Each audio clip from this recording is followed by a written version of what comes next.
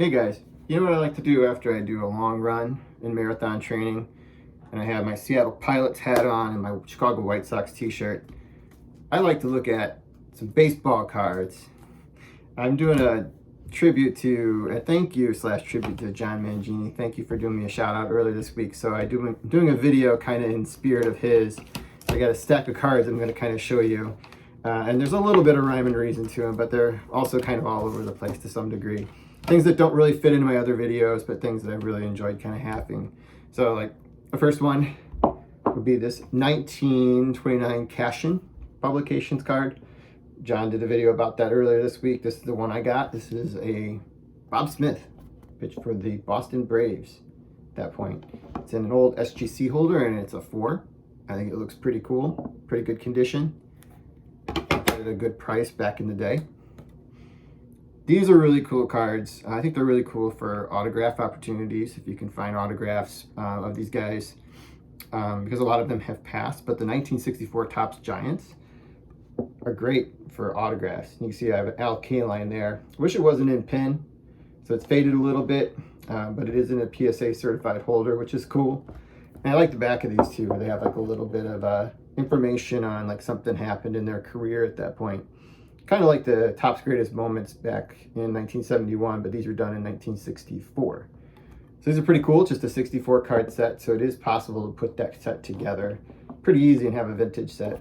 So Al Kaline, Mr. Tiger, pretty cool, huh? These cards I got as a kid. My dad gave me these cards. If you've watched my channel, you know as a kid I really liked Brooks Robinson. Had his autograph. Never had a chance to meet him, even though I was actually an autograph line next to him at one of the Nationals not too long ago. He was there. I got a picture of him signing for somebody else, but it was in the line just next to him when I was in. So it's a 1971 Top Super. You can tell by the back that it's a 71. And then I also got Bob Gibson, which is in better condition, which is one of the guys my dad really liked from the 60s when he was a young man, and they were a really good team. So 2 pretty good cards there. Kind of a random one that I got here. An M&M card. It's obviously a connected card of George Brett and Cal Ripken. Got this back at a card show probably in the 90s when I was collecting Cal Ripken Jr. cards. So I'm like, I need to get this card because it's got Cal Ripken on it. So kind of a cool item. I don't think it has a lot of value, but it's got 2 pretty good players on there. And then this guy obviously getting a lot of attention right now. Here's the one rookie card I have of Albert Pujols right now. It is the first Bowman Heritage set that they put out, made after the 1948 Bowman design, which obviously is a set that I'm starting to try and put together, the 1948 Bowman. So, love the Pujols. You guys all know my love for the Topps Gold cards. Well, I've only shown you really 2001s. And I don't have like a huge amount of like outside of those years, but I pulled some that are kind of fun to look at. You know, starting with King Griffey Jr. Got some of his cards when he was with the White Sox for just like 2 months. He had a couple cards though. He had one the following year in 2009. Then I picked up the one from the trade set that year when he went back to Seattle. And he's got one more in the run of King Griffey Jr.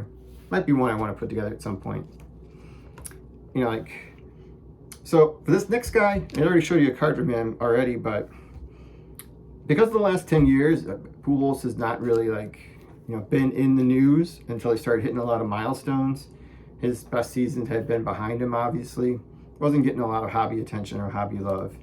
So like with that said, you could have gotten a lot of his cards pretty dirt cheap during that period of time. And I didn't pay much for some of the 2 I'm going to show you right here. You know, gold card from 2011, Topps. One of my favorite modern designs. I think 11 and 18 are probably my 2 favorite in the last 10 years. I think a couple bucks for really probably the best right-handed hitter of the last 25 years. I know some Mike Trout fans might say otherwise, but let's see how Mike Trout does the next 10 years. You know, and Pujols had to drop off, and he's still having a pretty good numbers overall. So, I mean, obviously this one isn't a gold card, but it's got the diamond anniversary design, which I really like. Got Jose Abreu, rookie debut, in a gold card. Again, these are all serial numbered based on the year that it was released. So that was 2014 design. Here's a fun one. In 2019, I wanted to get like the rookies, and I'm still missing one, but it's Tatis. So I don't think I have to worry about getting that one anytime soon. But I do have Pete Alonso.